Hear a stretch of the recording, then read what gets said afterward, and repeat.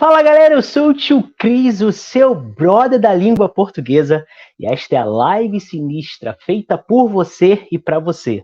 Hoje eu tenho o enorme prazer de receber ele que vem desenvolvendo um trabalho fenomenal nos palcos teatrais do Rio Grande do Norte e do Brasil. O cara que dispensa a apresentação, mas eu vou apresentar. Né? Ele que é de um sorriso cativante, de uma alma super carismática. Eu estou falando de José Neto. José Neto, meu brother, bota a cara e seja bem-vindo à Live Sinistra.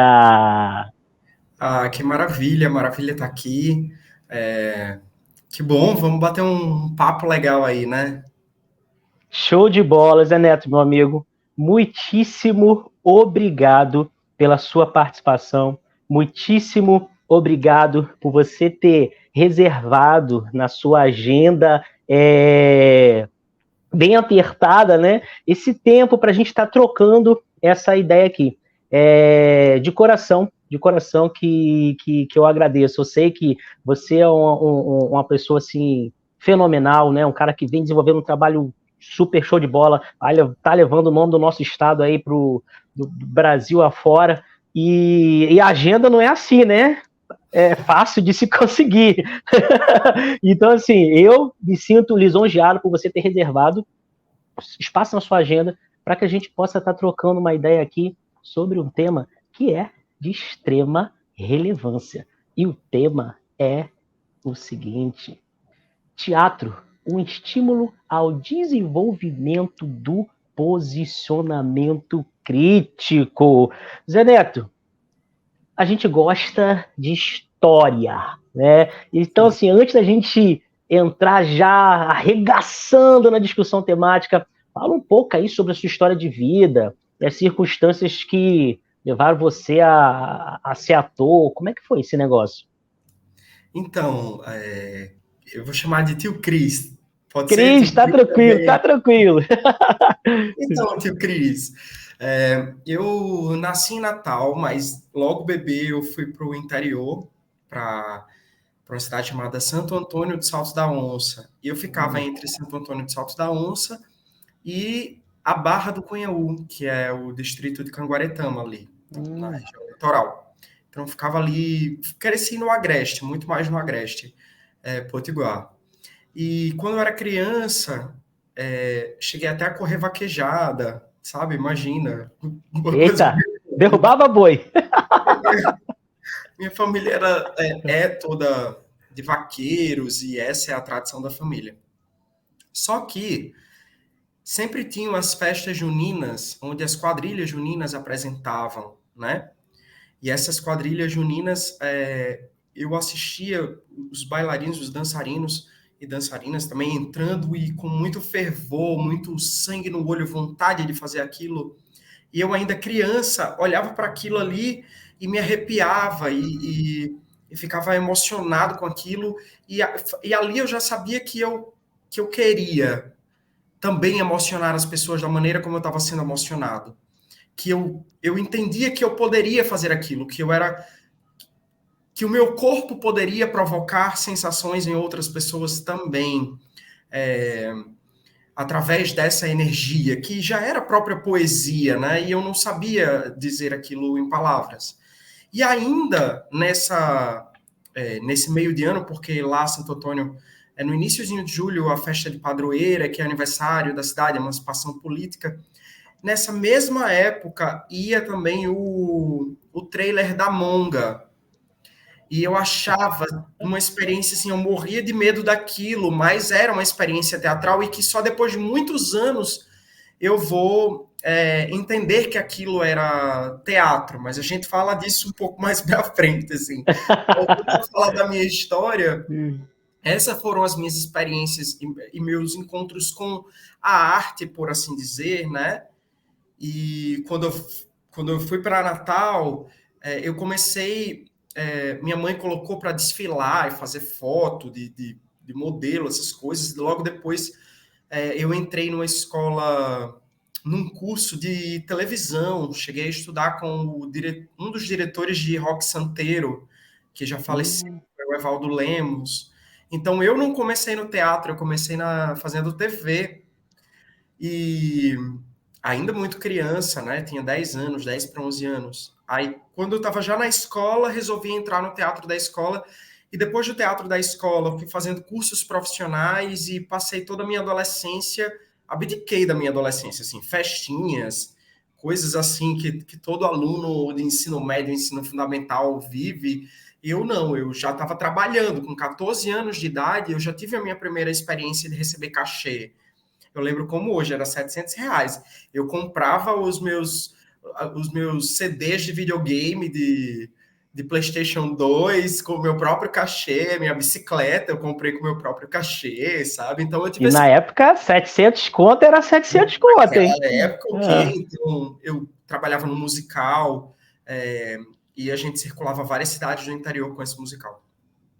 E foi assim, eu acho que quando eu comecei, de fato, a fazer teatro, e estudar profissionalmente com mestres de fora e muitos de fora do Brasil que vinham para o Brasil e eu já fazia o curso também, eu não parava. Foi um hobby que se tornou profissão ou uma profissão que também é um hobby, não sei exatamente dizer. Mas foi assim que começou o meu contato com a arte.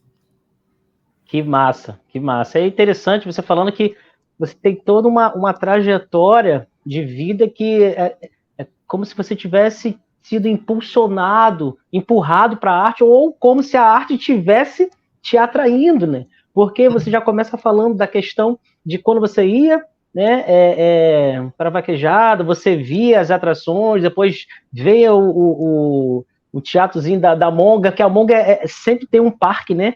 Que bota na Monga.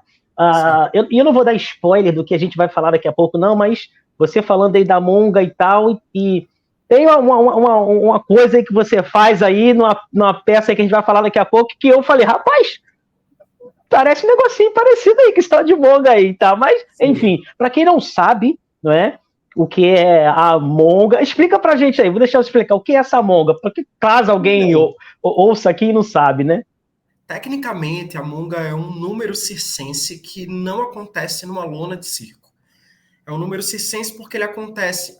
Tem circos que fazem, mas, pelo menos no interior do Nordeste brasileiro, acontece num trailer desses, feito de alumínio, que vai em cima de um caminhão e para de cidade em cidade, onde uma mulher, eles objetificam o corpo de uma mulher, nesse sentido, e colocam essa mulher lá de calcinha sutiã, atrás de uma jaula, e é um cenário de terror, uma música de terror, tudo de terror, e essa mulher, muito bonita, muito bela, ela vai se transformando num gorila, num monstro, né?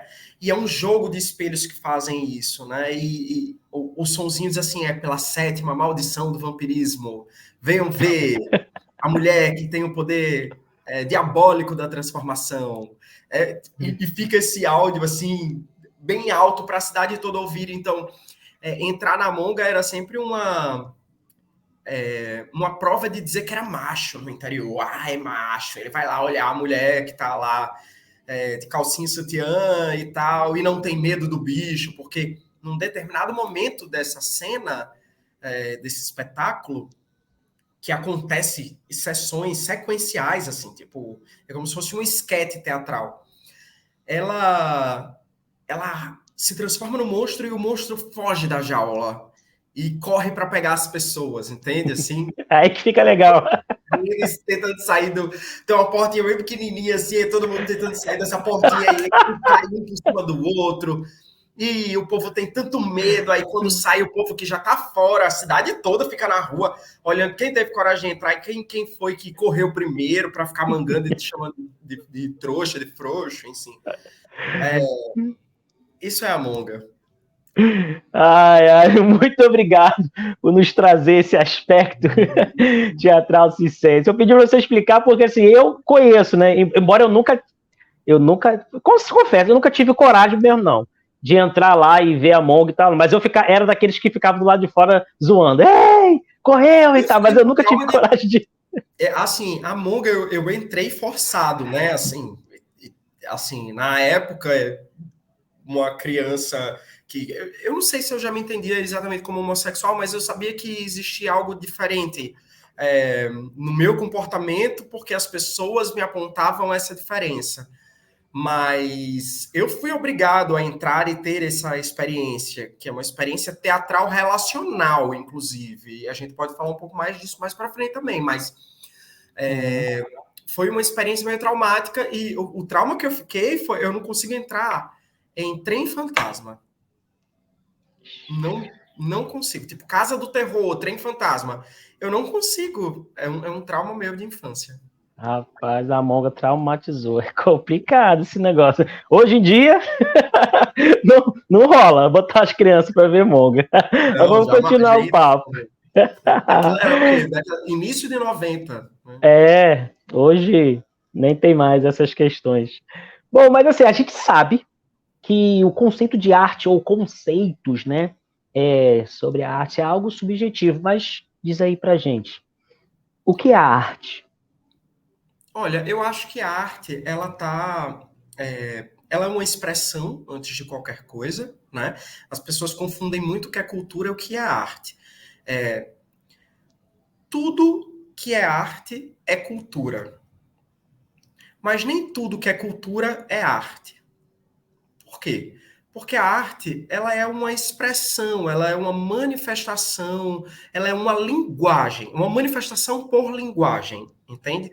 Então a gente tem diversas linguagens artísticas, elas que são interdisciplinares, elas que são híbridas ou integradas.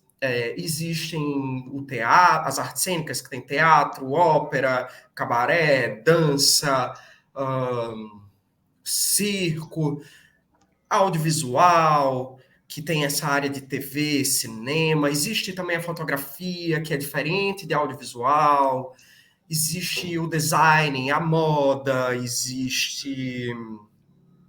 O circo são as artes circenses, por assim dizer. Nossa, e aí a gente vai ver diversas linguagens artísticas, né? Eu ousaria dizer que são em torno de 13 linguagens artísticas, hoje talvez mais mapeadas e segmentadas dentro de uma estrutura de pensamento de gestão ou política pública. Mas isso não é uma caixinha fechada. A arte, ela tá no nosso cotidiano, por também ser cultura, né? Então, eu acho que a arte, antes de tudo, é isso, é expressão, é linguagem, né? Como a gente pode se comunicar com a outra pessoa de uma maneira não exatamente racional, ou de uma maneira não exatamente literal, ou não, ela não precisa ser uma expressão em palavras, sabe? Ela nos atravessa em outros sentidos. O nosso cérebro, ele é dividido em dois lados, né? O lado direito e o lado esquerdo do cérebro. O lado esquerdo do cérebro, ele é desenvolvido para cálculos, razões, estética. Estética, quando eu digo criação de formas, para sistematizar coisas, encontrar razão para as coisas. E o lado direito é um lado muito pouco explorado pelo ser humano, e é um lado que está ligado com essas outras coisas e sensações que a gente não consegue codificar facilmente. E essas codificações que não são feitas facilmente, elas normalmente se expressam de maneira poética, não é uma regra, mas esse ter poesia se torna arte. Aí quando a gente já vai falar sobre poesia, entrando em caixinhas, né? Falei de cultura, passei por outra etapa que é arte, aí a arte e suas linguagens, aí eu vou falar sobre poesia dentro da arte. A poesia, ela já vai se expressar de diversas outras maneiras, né?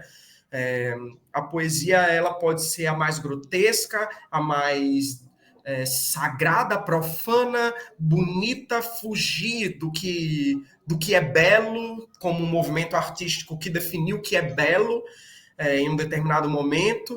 Então, por assim dizer, e por que eu falo sobre poesia ou sobre poética, é que a gente não tem muito o que dizer que é ou que não é arte, sabe? Assim, tipo, quem sou eu para dizer que o que aquela pessoa está se expressando não é arte?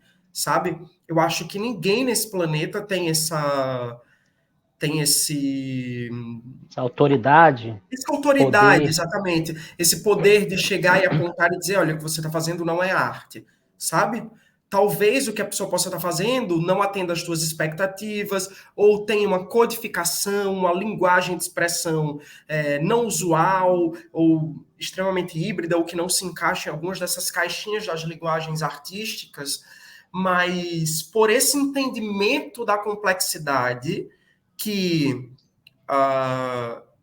que talvez muitas vezes até o nosso comportamento cotidiano não acompanha, né? O que a gente é acostumado a consumir não acompanha, que, que diz muito sobre o que é o que não é arte, assim, sabe? A gente não pode dizer o que não é arte, por assim dizer. Uhum. Me atrapalhei um pouquinho agora no final, mas é mais ou menos isso. Não, é tranquilo, é como você. A sua busca por explicar a arte já nos leva a compreender a complexidade do que vem a ser definir a arte. Né? A arte E é expressa interessante que você falou uma coisa, arte é cultura, mas nem toda cultura é arte. Não foi isso mais ou menos que você falou? Exatamente. Né? Isso é muito importante, que também nos leva a refletir sobre a questão de que você acaba lançando uma crítica implícita sobre os grupos ou sobre as escolas artísticas que buscaram definir arte por uma perspectiva elitizada. Não é? Porque hoje a gente tem uma perspectiva ainda, né, muito eurocêntrica em relação à produção e consumo de arte, que acaba ocultando, que acaba abafando aquela cultura, aquela arte periférica, a arte que é muitas vezes ligada a matrizes africanas. Não é? Então, uma outra coisa interessante é que não há nivelamento de arte. Essa arte é melhor, essa arte é pior. São artes, são conceitos diferentes, formas de se relacionar com o mundo diferentes, né? Ou seja, a arte, ela atravessa a racionalidade. Foi muito bom porque você explicou e ao mesmo tempo fez assim com a nossa mente, ó. E eu acho que esse é o intuito. Acho que foi muito legal você falar sobre o apagamento das questões, né, da negritude, do movimento da negritude, o movimento artístico ou dos povos originários indígenas, porque de fato a gente cresce num país colonizado e agora a palavra do século é decolonialidade. É como a gente pode ser cada vez menos colonizado e ter menos esse pensamento de colonização. Porque, às vezes, a gente tem um pensamento muito vitoriano, muito eurocêntrico, assim, de definição do que é arte, do que não é, do que é belo, do que não é. Por exemplo, existe uma grande polêmica daquela performance chamada Macaquinhos. Lembra que eram vários performers nus e que eles ficavam, enfim, fazendo diversas coisas, assim, inclusive cutucando o ânus do outro, mas eu falando assim parece tão banal, mas não é banal. Lembra que teve um rebuliço danado que falaram em relação a isso e tal. E todo mundo disse, isso não é arte, não sei o quê. Tá, beleza, meu amor, quem é você para dizer o que é arte e o que não é? Se você não quiser consumir, você não consome, você levanta, vai embora, não entra, né? Diz o que... Mas assim, não existe esse pé de moralidade sobre o que é o artístico ou não. Agora, óbvio, a gente trabalha dentro de uma república federativa, de uma constituição, né, dentro de um espectro de cidadania, e a gente precisa se adaptar a algumas coisas, né? Então, a gente não deve coisas que tem ali um licenciamento, uma indicação, uma classificação etária, a gente deve ter cuidado com isso, a gente deve ter cuidado não com a prévia comunicação, não existe isso. Também não precisa de uma... olha, é assim que a coisa funciona, tá? Você vai entrar ou não vai entrar? Não, eu acho que a gente tem que minimamente comunicar o que é aquilo e dar a liberdade às pessoas para entrar ou não entrar, ou consumir ou não consumir. Agora, dizer o que é arte é uma atitude muito fascista, sabe? Assim, e que corrobora para diversos apagamentos, sejam apagamentos culturais ou apagamentos identitários também, que também, de certa forma, são culturais. Então, só para a galera que está assistindo aí, refletir quando pensar que aquilo não é arte, ou que uma expressão não é arte, ou que, sei lá, o que a pessoa faz não é arte ou não. Entendeu? Perfeito. Foi bom você dar uma chamada na galera, porque eu quero lembrar você que vem nos assistindo até aqui, vem gostando desse conteúdo, aproveita e vai lá, se inscreve no canal, dê o seu like, ative o sininho. Eu quero lembrar você que esta live é um oferecimento da Barber House, a minha, a sua, a nossa barbearia, e da Gutierrez Pizzaria, a melhor pizza de Parnamirim. E no final vou falar uma parada que tem presente para você, hein? Vou falar agora não. Vou falar agora não. E assim, Zé Neto, eu admiro muito, né, o trabalho de muitos artistas da TV e gosto muito também de teatro, inclusive já fui, né, do Teatro da Igreja, fiz até alguns cursos bem rápidos com alguns artistas aqui de Natal, com a Quitéria e tal. E eu observo que tem uma leve diferença na encenação dos artistas na TV que vem do palco, né? Isso, assim, acontece realmente ou é uma impressão minha? Há diferença entre fazer arte para o teatro e fazer arte para a TV? Lancei duas perguntas aí. Primeiro, que quero que você me diga, é impressão minha ou realmente tem? Né? Pô, o cara que é do teatro, ele, sei lá, tem uma paradinha diferente daquele cara ali que é só na TV. Explica aí, para tirar esse negócio da minha cabeça. Eu acho que para um ator e para uma atriz, o teatro é uma mãe, entende? E como uma boa mãe, ensina, educa, disciplina, te faz crescer de maneira construtivista, te faz criar pensamento crítico, o teatro, que é o nosso tema, né? Então, o teatro, ele me educa e me prepara para diversas situações que fogem, inclusive, dos limites do palco. Me prepara para lidar com as minhas emoções no dia a dia, me prepara para diversas coisas. E, na verdade, eu acho que é isso que leva a essa transformação, a esse diferencial. Agora, eu não estou falando de uma interpretação audiovisual na televisão, na novela, por exemplo, que carregue os estereótipos teatrais, né? Por exemplo, eu vou fazer um personagem que é do sertão nordestino, e daí eu vou lá e fico forçando um sotaque para além do que eu já tenho, ou fico reforçando me parecer ser uma pessoa em extrema situação de vulnerabilidade social, ou que estou passando fome ou sede, e criando esses estereótipos. E como esse que eu dei exemplo agora, existem diversos outros estereótipos que acabam se criando. Por exemplo, você vai pegar um personagem que é um idoso, né, na novela. Aí, se você for levar o teu corpo que normalmente se faz num teatro estereotipado para a TV, aí eu diria que existe uma diferença que leva para algo negativo. Mas, quando é um ator profissional que estuda um teatro, que pesquisa isso de verdade, um teatro de pesquisa, um teatro... Aí a gente vê uma diferença de interpretação no sentido da potência. Normalmente são atores que estão mais potentes e entregues às emoções, que conseguem controlar o seu comportamento, a sua atuação, o domínio de texto, o domínio de todos os contextos. Então, bem provavelmente, sabe aquela tia que a gente tem que sempre assiste todas as novelas e diz assim pra gente: olha como fulaninha trabalha bem na televisão. Pode buscar que essa pessoa já passou pelo teatro. Pode buscar. Porque, como eu falei, o teatro é uma mãe, sabe? É quem realmente nos prepara para a vida. E não só para a TV, para diversas outras coisas. Então não é coisa da minha cabeça, não, né? Não. Observei, é uma paradinha. Tá certíssimo.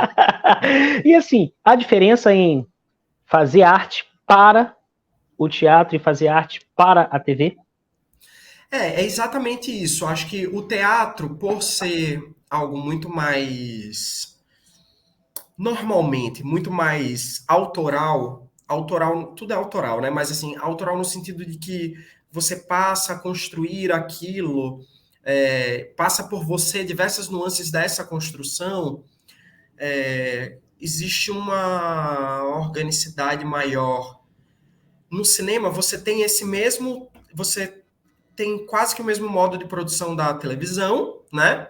Porque trabalha com câmera, e câmera já é uma linguagem audiovisual, mas no cinema você tem mais tempo de pesquisa, de estudo. E na TV, você tem menos tempo para as coisas, normalmente é assim. Você já chega, você já grava, e eu não estou falando só de novela, eu estou falando também de publicidade, que também está dentro da área da TV. Então, você já decora o texto e já chega e já grava. Por exemplo, eu vou gravar agora segunda-feira. Eu não recebi nem o texto ainda, sabe? Tipo, eu vou receber lá na hora.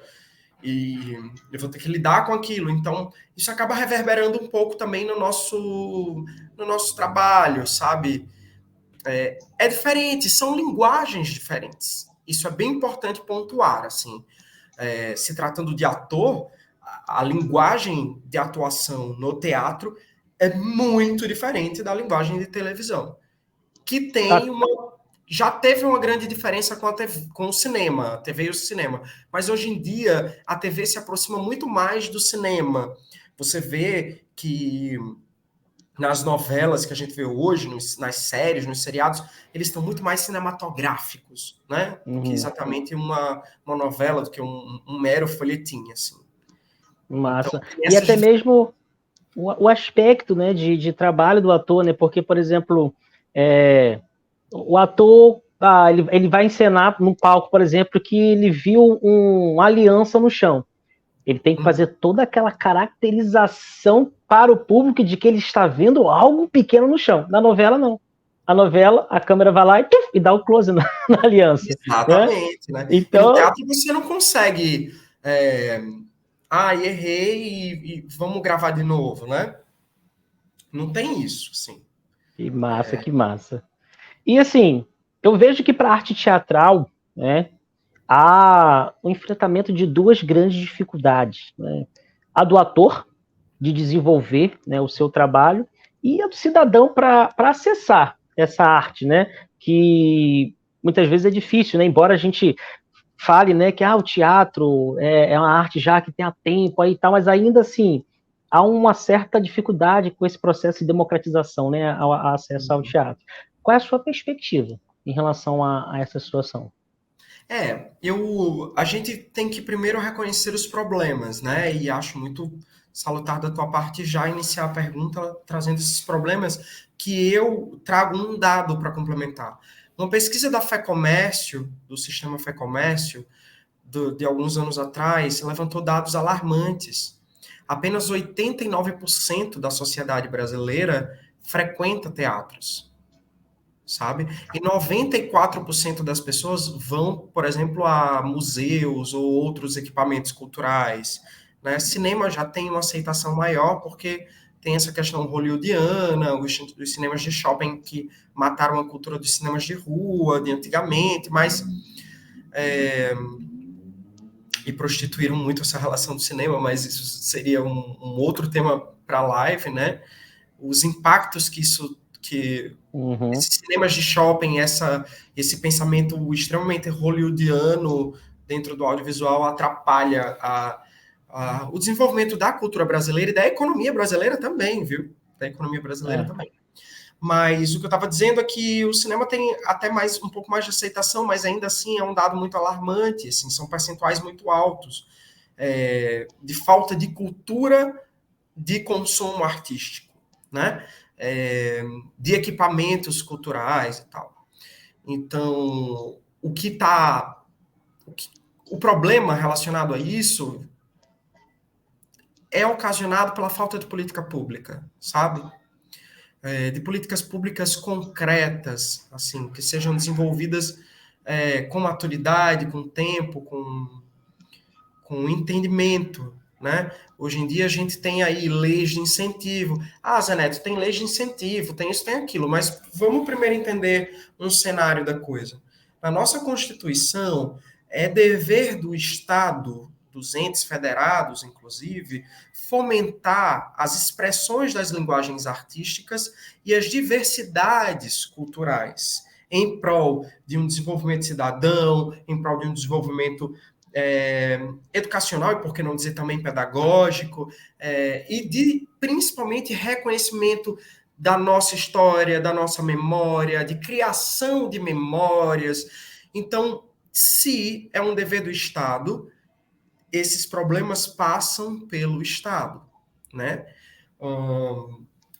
Você tem leis de incentivo, tem as leis Paulo Gustavo chegando, tem lei Aldir Blanc e tudo mais.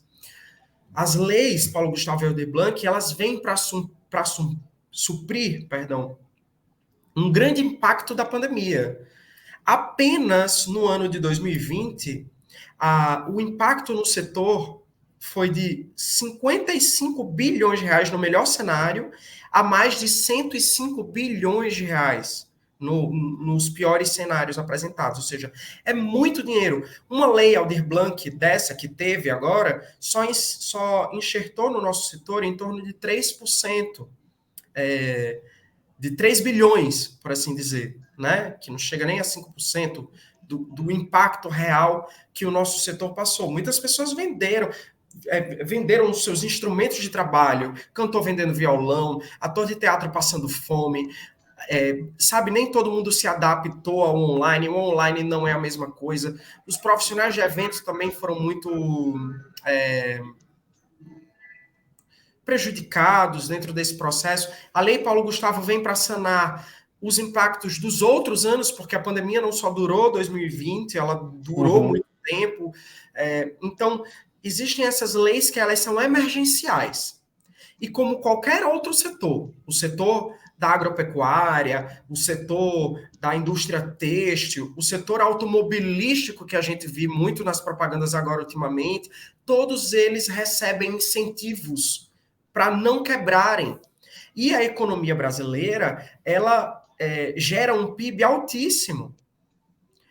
Só o audiovisual, que é uma das que mais geram, a música também, mas só o audiovisual, não vou ousar aqui dizer exatamente o percentual de PIB, né, de geração de riquezas para o país, chega a ser maior ou compatível com o do turismo. Entende? Então, ficou impregnada na cultura do brasileiro de que artista é vagabundo, que artista não gera dinheiro, que não gera economia para o país, que não é um emprego digno. Eu acho que temos problemas, sim, problemas sobre dignidade, que nos é apresentada como condições de trabalho, mas, antes de tudo, faltam incentivos. Aí você diz, você falou da lei Paulo Gustavo, da lei Aldir Blanc ou de outras leis que porventura possam vir, que são emergenciais. Mas e a famosa lei Rouanet? E a lei Câmara Cascudo? E a lei de Alma Maranhão? Vou te dizer, essas leis, elas são leis de mecenato. Para quem não sabe o que é mecenato, é basicamente assim. Eu tenho um projeto. O projeto é esse meu óculos aqui. Esse é o meu projeto. Aí eu preciso de patrocínio, eu preciso de incentivos para esse projeto acontecer. Por quê? Esse meu óculos, ele é uma expressão, vamos supor, de capoeira, ou é de cultura popular, ou é um espetáculo de teatro extremamente político, como é o meu caso do meu espetáculo atual, ou é um espetáculo de dança que não tem abertura em chegar em grandes empresas para pedir patrocínio. A lei do mecenato, que é a lei Rouanet e todas essas outras que eu falei, elas me dão um certificado para eu pegar esse meu projeto e ir até a tua empresa, a empresa do tio Cris, e dizer assim, tio Cris, você patrocina o meu projeto, ao invés de você dar o seu imposto para o governo, você pode dar para o meu projeto, e tem diversas, é bem regulamentado, né? Tem diversas coisas nesse sentido. E daí a empresa do tio Cris vai e incentiva o meu projeto, mas é com o dinheiro do governo, não é com o dinheiro exatamente do tio Cris. O tio Cris poderia, a empresa do tio Cris poderia pegar o próprio imposto e passar diretamente para o governo, para o ente federado. Mas não, ele está incentivando a cultura. Isso é a lei Rouanet.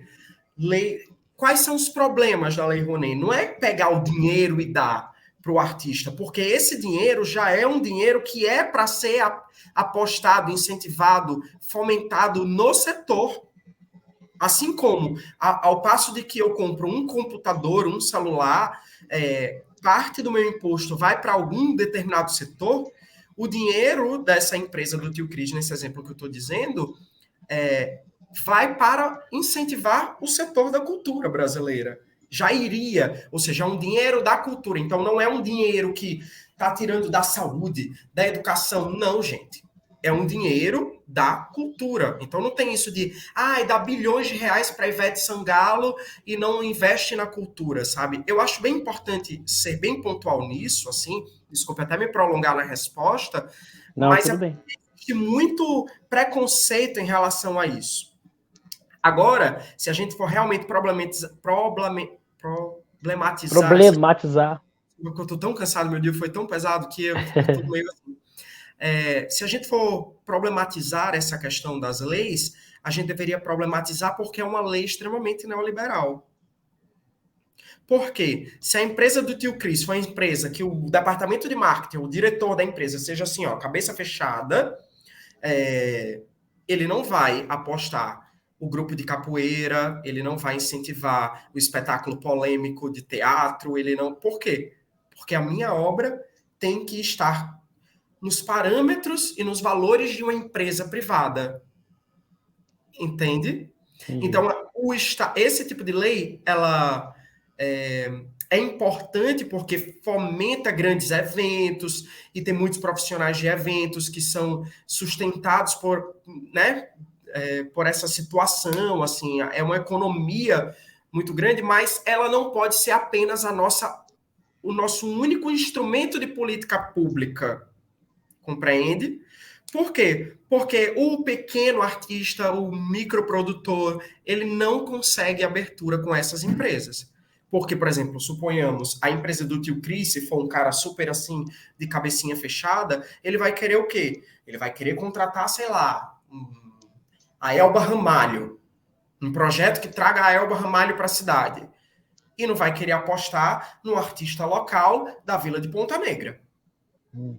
Por quê? Porque o retorno de marca dele é maior. Então, essa política neoliberal, ela não pode ser um único instrumento robusto de incentivo e de fomento à cultura.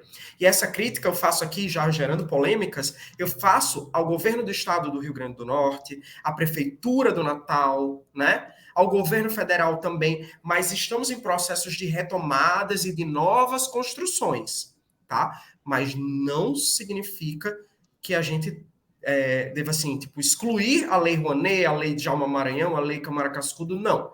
Não é isso que eu estou falando. Elas têm importância. Mas a gente precisa pensar em políticas públicas, que daí é bem o que você falou na pergunta. É muito difícil como chegar no público, como fazer arte para chegar nessas pessoas, né? É muito difícil lutar contra as grandes massas. Eu acho que é mais ou menos isso. Não, esse seu posicionamento foi brilhante, porque ele expande muito a nossa consciência. Claro que aqui você não explicou as leis, mas você nos deu um direcionamento de como mais ou menos ela funciona, né? Porque, assim, eu já ouvi muitas pessoas, né, inclusive, infelizmente, muitos políticos, né, se posicionarem de forma muito raivosa contra o artista, né, por ele estar utilizando algo que é uma orquestração política, não é? Então, assim, falar, não, mas a Lei Rouanet, ela enriquece o artista que já tem grande notoriedade, ela deveria ajudar o pequeno, realmente, mas por que não está ajudando? Então, assim, ele critica a arte em vez de criticar o processo. Então, o que você está nos trazendo aqui é o seguinte, olha, nós precisamos manter essas leis. Nós precisamos fazer o quê? Fazer muito mais, fazer algo além dela, porque senão o que acontece? O pequeno artista, o artista local, ele vai ficar sempre em desvantagem em relação ao grande artista, por quê? O cara que tem uma grande empresa vai querer associar a sua marca a um grande evento para poder aparecer mais, né? Então, assim, foi sensacional o seu posicionamento. Obrigado. E, mais uma vez, né, muitíssimo obrigado por estar aqui conosco. Muito obrigado por estar trazendo a sua perspectiva de artista, né? A sua perspectiva de ator, né? A respeito desse tema que é de grande relevância. E falando em artista, você agora chegou naquele momento que a gente estava não querendo dar spoiler. Você tem uma peça que está dando o que falar, né? Trabalho Sim. sensacional, que além, né, de humorado, é altamente crítico. Fala um pouco pra gente sobre A Mulher Monstro. Então, a gente falou sobre a Monga, né? Então, a Mulher Monstro é inspirado nessa Monga. Eu me inspiro nessa vivência da infância da Monga, que eu já expliquei como é que funciona, mais ou menos, mas também mistura algumas outras vertentes, coisas e acontecimentos da vida. Na Mulher Monstro, eu pego recortes reais de falas, ou seja, pego recortes documentais de falas, de escritas, de líderes religiosos, de políticos, de anônimos, de familiares, principalmente da internet, né, que tem essa sensação mais impune, onde as pessoas hoje em dia colocam as garras para fora, mostram o seu lado mais monstruoso, para além da ambivalência entre ser humano e monstro que todos nós temos, né, de ser profano e sagrado, de ser monstruoso e humano, de ser, enfim, ter essa ambivalência e dualidades. Eu pego essa Monga, pego esses recortes documentais reais desses líderes religiosos, políticos e tal, e me inspiro principalmente em um conto de Caio Fernando Abreu, um conto chamado Creme de Alface, que foi escrito na ditadura militar, que ele não publicou à época, só foi publicar acho que uns 2 anos antes de falecer, na década de 90, em 94. Não, acho que ele faleceu em 96, 94, algo nesse sentido. E é isso, virou um grande mix de muita coisa. No espetáculo, eu me expresso como drag queen, né? Eu já sou drag queen já há algum tempo. É exatamente aquela questão, assim, toda drag queen é ator, mas nem todo ator é uma drag queen, entendeu? Mas graças a Deus eu sou ator e sou drag queen também. Já faço drag como ator já tem mais de 20 anos, como drag mais de 13 anos. Então eu uno todas essas pesquisas, todos esses acontecimentos na minha vida, a obra literária do Caio Fernando Abreu, os recortes e manchetes reais da internet, tanto que tem cenas que eu crio no dia, porque eu vi o Jornal da Manhã e à noite que tem sessão de espetáculo eu já coloco uma cena nova. E daí eu fico como drag queen ali trancado dentro de uma jaula minúscula durante 2 horas, levando os espectadores à loucura do riso ao pranto. E é mais ou menos isso, né? A gente tem uma imagenzinha dela aqui, ó. Essa é a transformação, né? Aqui já é a Mulher Monstro. Né? Uma cenazinha, né? Uma cenazinha dela aqui e tal. Olha, e eu assisti essa peça em 2018, lá no, acho que é TCP, TCP, isso. TCP, 2018. Eu assisti, eu fiquei assim, bem de frente, né? Aí quando eu cheguei, eu falei, caramba, uma grade. Aí eu já pensei logo, Mulher Monstro, eu falei, caraca, Monga. Aí eu, será que ele vai sair? Será que tal? Rapaz, eu tremi. Eu tenho um videozinho aqui, vou mostrar aqui pra galera perceber. Não tem spoiler, galera, pode ficar tranquilo, não tem spoiler. Só para vocês perceberem mais ou menos como é que é a parada. Deixa eu colocar aqui. Pra galera ver. E daí também é importante pontuar que a personagem, né, é inspirada numa burguesa, assim, né, bem preconceituosa. A elite, né, da sociedade. Ótimo, muito bem. Agora coloca em cima da cabeça.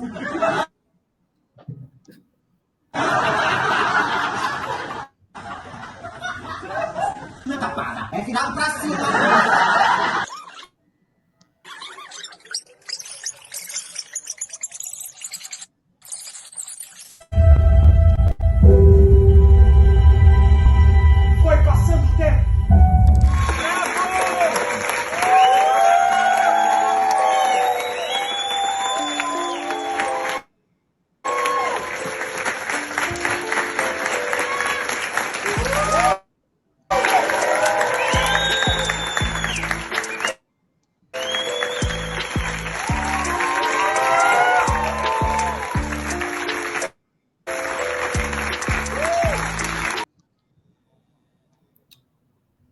É isso.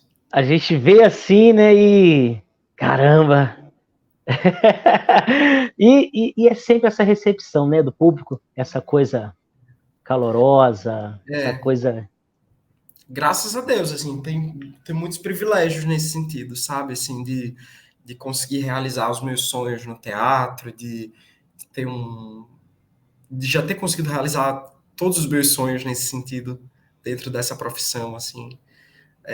Como eu sempre digo para as pessoas mais próximas, eu não sei se eu sonhei baixo ou se eu sonhei pouco, mas eu já sou feliz demais, assim, por ter conseguido conquistar as coisas que um dia lá atrás eu gostaria de conquistar, sabe? O público ama esse espetáculo, ama de paixão, assim, tem um fervor pelas críticas, pela visceralidade que ele traz, né? Assim, é um espetáculo forte, mas ao mesmo tempo ele é divertido, porque você ri do absurdo, você chora de identificação, você.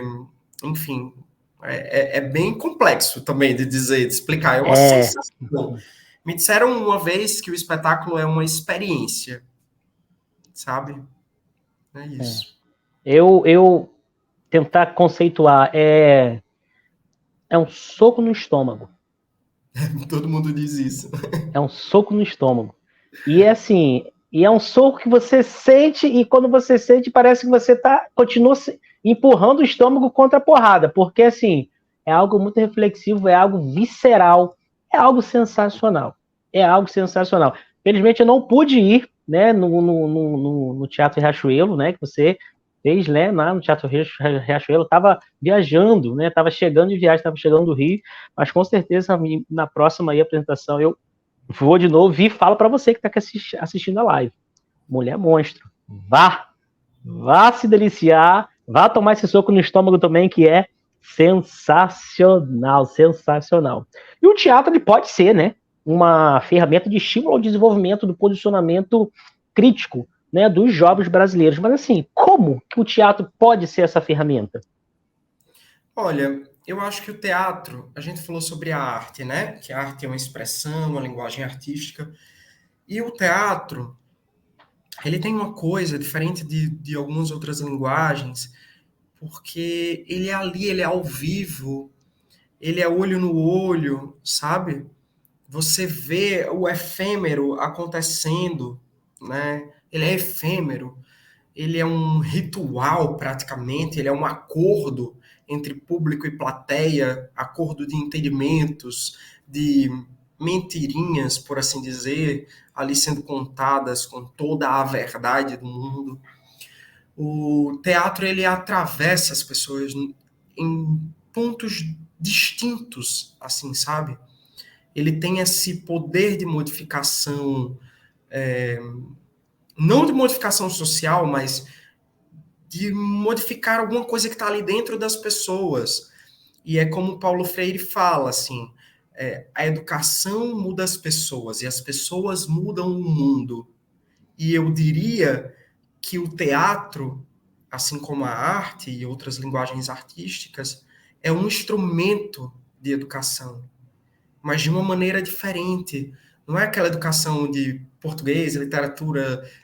Literatura portuguesa é arte, né? Matemática é É, arte. Química também é. Tudo acaba sendo arte, mas são matérias distintas, nos atravessam em matérias distintas. Então, por nos atravessar de uma maneira distinta, mexe em lugares que normalmente a gente. Onde normalmente a gente não é estimulado a mexer.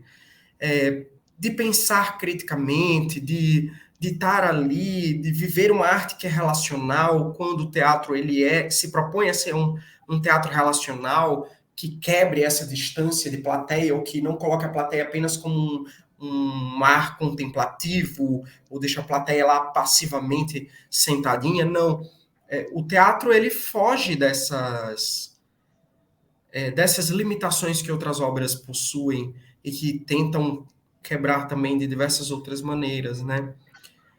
Mas eu acho que é isso. Acho que o teatro fomenta esse posicionamento crítico porque ele toca em lugares diferentes. Assim, eu acho que é uma experiência. Se você que está assistindo ainda não foi para um teatro, vai, sabe? Tenta experimentar, tenta conferir obras, talvez você não goste de uma ou de outra, porque também tem isso, né? É como um filme, assim. Só que no cinema você vê o trailer. No teatro, normalmente, você não vê o trailer. Se a gente mostrar muito de trailer, perde a graça. Então, dar um tirinho no escuro, mas vai. Na maioria das vezes você pode gostar. Ou se você não gostar da primeira, você dá a oportunidade de assistir outras, sabe? Eu tenho um grande amigo que é um dos meus melhores amigos, e ele não gosta de teatro. Porque eu levei ele para assistir umas peças assim que não eram boas, eu traumatizei ele. É algo de identificação, né? Porque assim, Mas existe é questão toda, particular de identificação, né? tem toda uma linguagem teatral, né? Porque assim, o teatro, às vezes, dependendo do conceito, né, do diretor, do conceito artístico, ele acaba sendo complexo para o entendimento, né, do público. Mas é interessante a sua fala em relação a vá ao teatro. Quando o Zé Neto fala vá ao teatro, não necessariamente vá ao Teatro em Riachuelo, vá ao Teatro Berta Meirelles. Não, vá à apresentação de teatro que pode acontecer na sua rua, que pode acontecer num caminhão montado ali e a galera está se apresentando, né? Então, assim, permita que o teatro entre em contato com você. Eu falo sempre para os meus alunos, olha, trabalhar com literatura, trabalhar com arte é permitir ser tocado pela sensibilidade. Então, eu creio que o teatro é justamente isso. A gente precisa permitir esse toque, né, da sensibilidade para que a gente possa interagir, né, com o teatro. E assim, quais são os caminhos para ser percorrido para quem deseja ser artista de teatro? Existe alguma técnica, alguma academia para ser ator, para ser atriz? Conta pra gente aí. Muito legal isso que você falou. E só complementando tua fala, antes de responder a pergunta, o teatro não significa que teatro caro, que um ingresso caro para assistir, seja um bom espetáculo, viu, gente? Às vezes você vai assistir uma obra gratuita na rua e você sai muito mais emocionado do que você ir num grande teatro de shopping, pagar caríssimo, e entende? Então também tem essa relação também para deixar bem nítido para quem está assistindo que nunca foi assistir teatro. Mas já que você tem essa vontade, talvez, de entrar no teatro e tudo mais, o que eu diria para você que está assistindo? Eu diria que teatro, antes de qualquer coisa, é leitura, frequência de assistir outros artistas, é quando você mais bem aprende e onde você encontra pessoas, que você conhece pessoas, são nas oficinas, nos cursos de teatro que tem sempre na cidade. Ah, minha cidade não tem curso de teatro. Tem sim, querida. Vai pesquisar no Google, vai falar com pessoas que conhecem pessoas, que conhecem pessoas, que nessa rede de conhecer pessoas você vai encontrar uma escola de teatro legal. Exato. Procura ter referências desses professores, dessas escolas, conversa com pessoas que já são da área, para ter referências para você também não se frustrar e entrar numa escola que cobra caro, que fica te incentivando a ser ator de malhação, sabe? Não é bem por aí o caminho, sabe? Inclusive, Assim, tem até um amigo que eu já tive até contato, tive a oportunidade dele dar uma palhinha, uma orientação no grupo do teatro da igreja que eu participava, que é Caoni Venâncio. Não sei se você conhece sim, também. conheço demais, um grande Né? parceiro. Faz um excelente trabalho, né, de preparação artística, desse direcionamento, e é um cara assim, super sensacional. Sim, com certeza. Então, eu acho que esse é o caminho para começar, é fazer muitas oficinas, é estudar, é fazer muitos cursos. Assim, um dia desses eu estava me inscrevendo num edital, num negócio, e eu vi, tipo, cara, eu já fiz mais de 46 cursos. É tipo uma coisa doida. Eu peguei aqui, tipo, o portfólio, deixa eu ver se tá aqui. Tipo, eu fui pegar, tipo, essa pasta inteira cheia de curso, de oficina e de um monte de coisa. Então, eu não estou mostrando isso para me gabar, para não, não é isso, por favor. O que eu estou dizendo aqui, não faz só um curso de teatro para poder achar que você é ator, sabe? Não é isso. Teatro não é isso. Teatro, como eu falei, é frequência, disciplina, sabe? É leitura. Então, se propõe a uma trajetória e a percorrer essa trajetória com muita educação, com muita disciplina mesmo, sabe? Eu acho que é isso. E você vai conseguir, assim, não existe, tem pessoas que têm facilidades para atuar, mas você pode desenvolver essa facilidade, sabe? Nisso eu acho que o teatro se parece muito que o artista de teatro, que o ator, que a atriz, se parece muito com um atleta, sabe? Porque é treinamento, é frequência, é repetição. Imagina quantas vezes eu não repito para poder entrar em cena e falar um texto. Eu repito milhões de vezes, eu ensaio milhões de vezes. E todas as vezes que eu vou dizer aquele texto na cena, e a cada sessão, a cada dia, ele vai ser diferente. Ele vai ter uma coisa diferente. Às vezes é o mesmo texto, com a mesma pausa, mas tem uma emoção diferente. Isso é o teatro, sabe? É apaixonante. Então, se você quer, vai agora sim. Coragem. Coragem, porque o caminho é árduo. E a gente está finalizando. O papo é gostoso demais, a gente passaria horas aqui. Mas antes da gente finalizar, tem 2 perguntas. E Sim. fora do palco, quem é José Neto?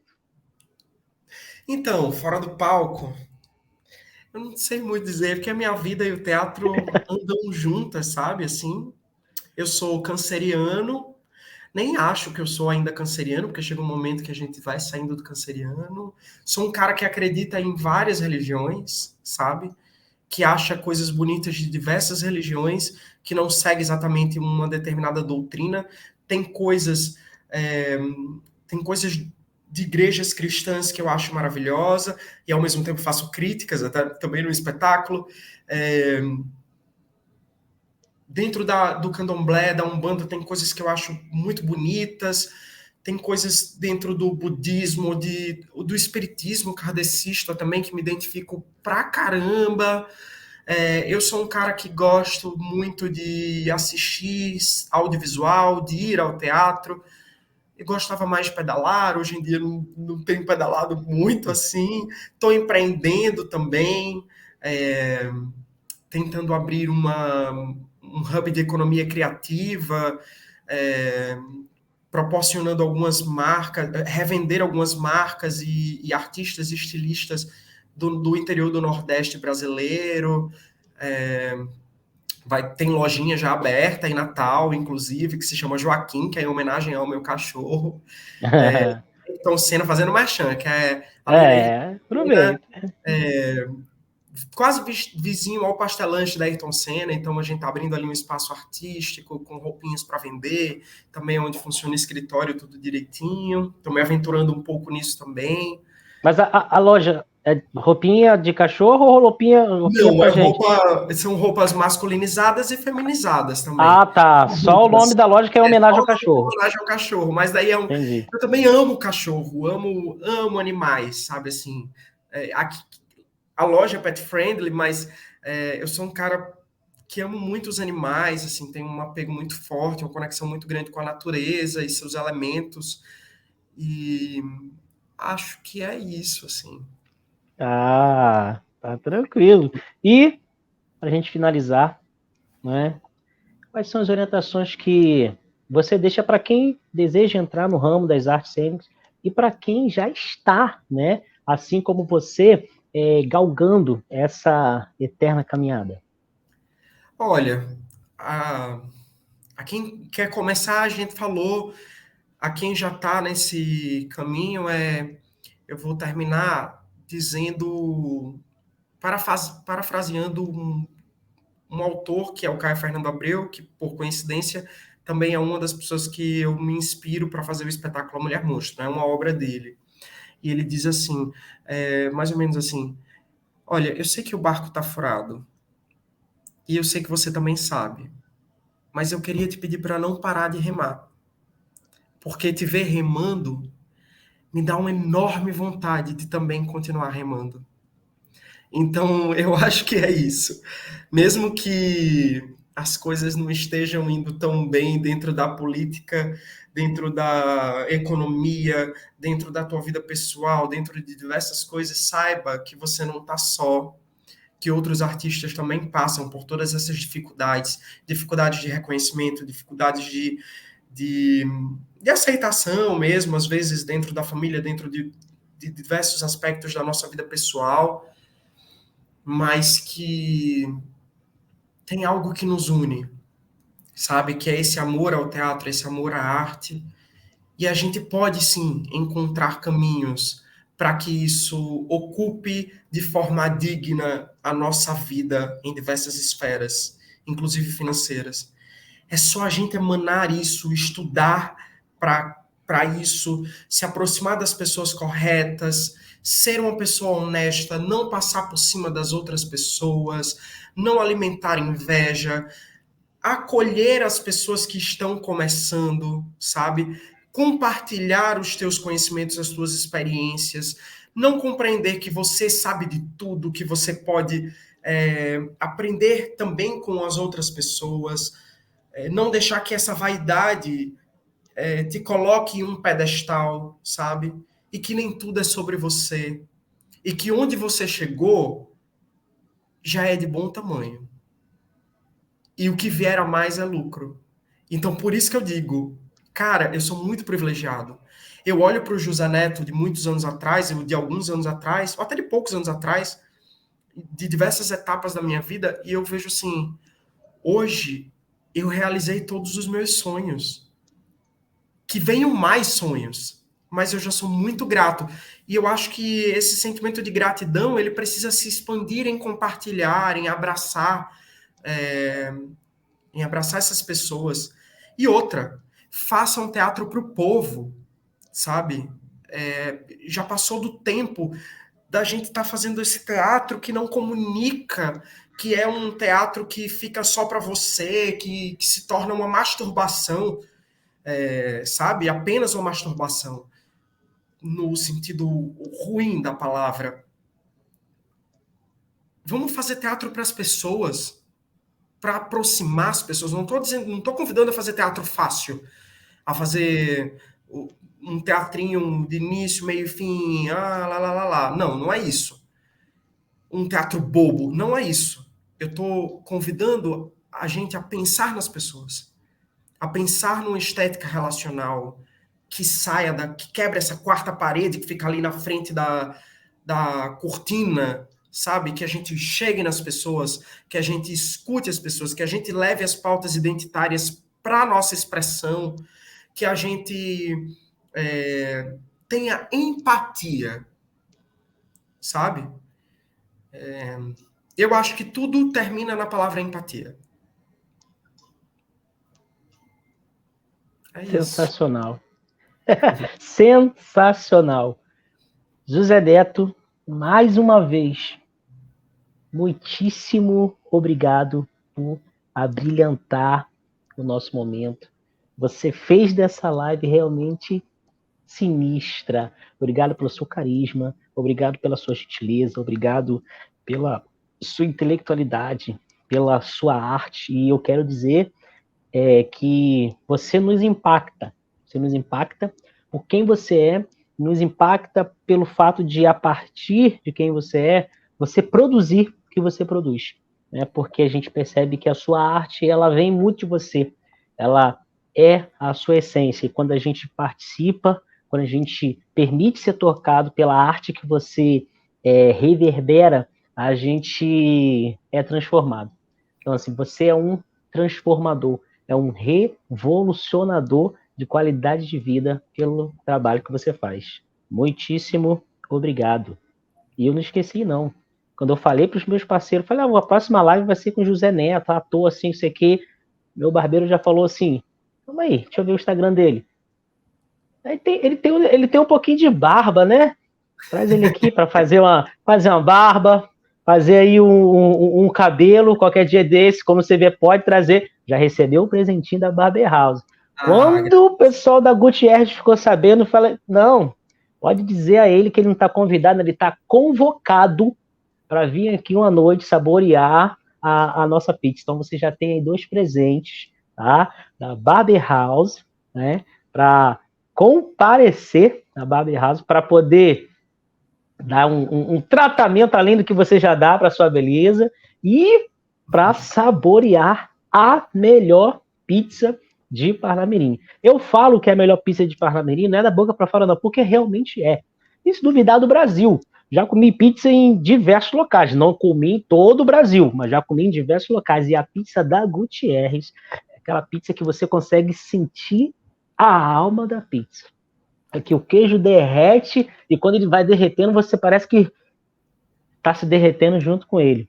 E Sente você a ganhou arte esse da presente. gastronomia, né? Tem a arte da gastronomia e você ganhou esse presente, hein? Então, ó, Muito obrigado. na semana, outra, vamos casar essa agenda aí para a gente poder saborear essa pizza deliciosa. Zé Neto, meu amigo, muitíssimo obrigado.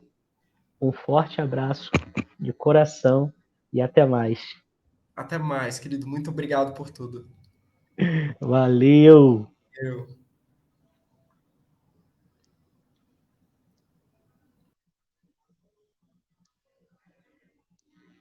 Galera, esta foi a live sinistra de hoje. Muito obrigado você que ficou até aqui nos assistindo. Dê aquela moral pra gente. Compartilhe nosso link, né?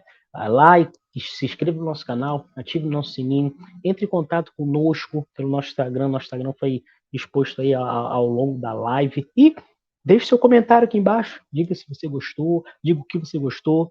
Sugira próximos temas, tá bom? Eu estou aqui para fazer a live para você e por você, porque esta é a nossa live sinistra.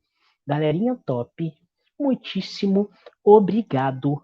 Um forte abraço e tchau. Até mais.